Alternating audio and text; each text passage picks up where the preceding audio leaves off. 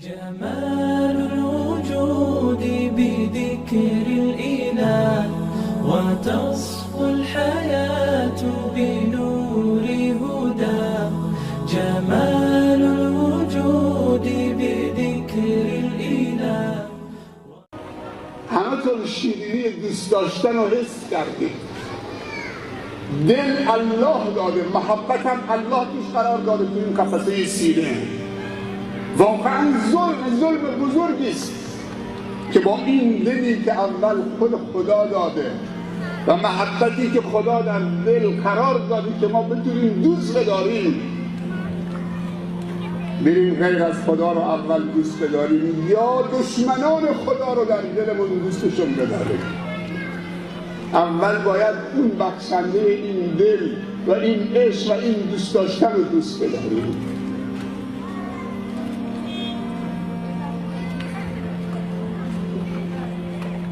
بعد هر چیزی و هر کسی که اون دوست داره تو دل به ما خودش داده و دوستی رو خودش درش قرار داده. اینجاست که پیامبر صلی الله علیه و سلم می‌فرمایند من احب لله و ابغض لله و اعطى لله و منع لله فقد استكمل الایمان. پروردگار ما از تو محبتت را می‌طلبیم و محبت کسانی که محبت تو رو در بر دارن و محبت عملی که ما را به محبت تو برساند.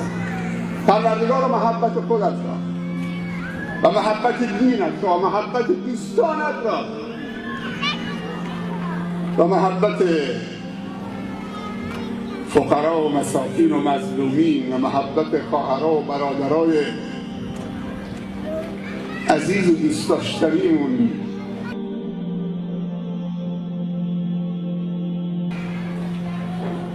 عرب به زن صاحب خانه و قدبانوی خانه بهش میگه ربة البیت. یه وقتی ابرهه حمله کرده بود قبل از اسلام به مکه، لشکرکشی کرده بود اون اصحاب فیل که خانه خدا رو خراب بکنن. عبدالمطلب جد رسول الله صلی الله علیه و سلم گله های شترش و گاو و گوسفندش تو این دشت پخش شده بود. ابره خیمه‌ای زده بود. یه وقتی بهش گفتن که بزرگ مکه آمده ملاقات میخواد. ابره فکر میکرد که آمده مانعش بشه که کعبه رو خراب بکنه. گفت برای چی آمدید؟ عبدالمطلب گفت انما انا رب الابل، من رب این شتران که تو این دشت پخشه. آمدم یک امانی و امنیتی برای گله های شترم بگیرم. گفت پس این خانه چه کار است؟ گفت للبیت رب یحمی، اما اون خانه مالکی داره، ربی داره، به معنی مالک خودش حمایت میکنه. تعجب کرد. اینجا بود که الم تر کیف فعل ربک باصحاب الفیل الم یجعل کیدهم فی تضلیل و ارسل علیهم طیرا ابابیل ترمیهم بحجارة من سجیل فجعلهم كعصف مأکول. شما وقتی میگی رب العالمین یعنی تو مالک منی. الله اگر مالک حق تصرف در بندگان ممتلکاتش داره. ما عبدیم، ما مملوکیم و الله مالکه. الله فقط مالکه. تو حق تصرف در بندگان خدا نداری. یک ذات اجازه داره که ادعای مالکیت بکنه، نه ملکی که به اختیار تو نیست. میبینی منتقل میشی میراث بخت، نمیتونی مال تو حفظ کنی. تو اصلا حیات تو نمیتونی حفظ کنی، سلامتی تو نمیتونی حفظ بکنی. با یه سرما خوردن میری زیر سطاله ها خودتو قایم میکنی، اظهار عجز میکنی. همون فرعون هم وقتی که آب از زیر پاش میرفت رو سرش رفت صدا زد الان ایمان آوردن به همون خدایی که بنی اسرائیل و موسی و اینا. گفت الان دیگه به درد نمیخوره. توبه زمانی مقبوله که استمرار گناه همراه اون ممکن باشه. کسی که نتونه گناه بکنه دیگه توبهش معنی نداره. اگر استمرار گناه وجود نداشته باشه توبه قیمتی نداره.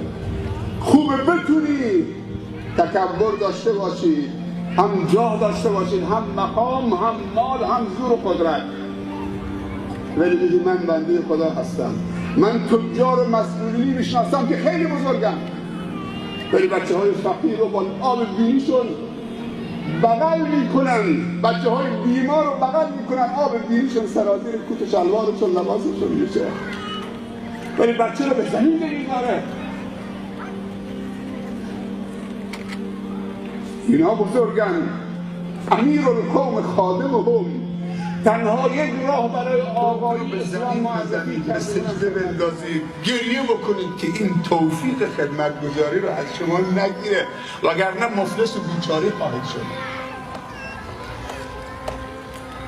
مال تو به رخ کسی نکش، پست و مقامت، وجهه سیاسی، قدرت، بزرگترین سعادت و توفیق این که تو بنده خدا باشی و خدمتگزار بندگان خدا باشی. مسئله سومی وجود نداره.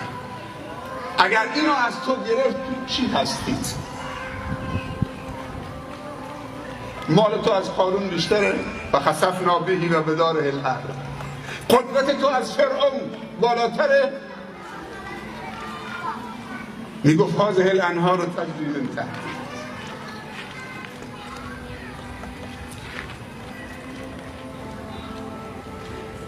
بارودخانه‌ای که خداوند در اختیارش گذاشته بود پوز میداد و به جنگ رب العالمین رفت. من تو عددی نیستیم. میدونی چرا کسی شدیم؟ چون قدم در راه خدا گذاشتیم. میدونی چرا مردم میخوان دست به لباسمون بکشن که اجازه نمیدیم، میخوان دستمون بوسن که اجازه نمیدیم. ما احترام داریم اما تقدسگرایی نداریم. تقدسگرایی در اسلام سبب استبداد دینی و مذهبی خواهد شد. ما آمدیم که بندگان خدا رو به خودش وصل بکنیم، نه اینکه خودمون یه خدای معرفی بکنیم دستمون ببوسن خم بشن. ما دنبال مرید مرادی و پیر مرادی و اینا نیستیم. دعا میکنیم خدای این توفیق خدمتگزاری رو، بندگی و خدمتگزاری به بندگانت از ما نگیر.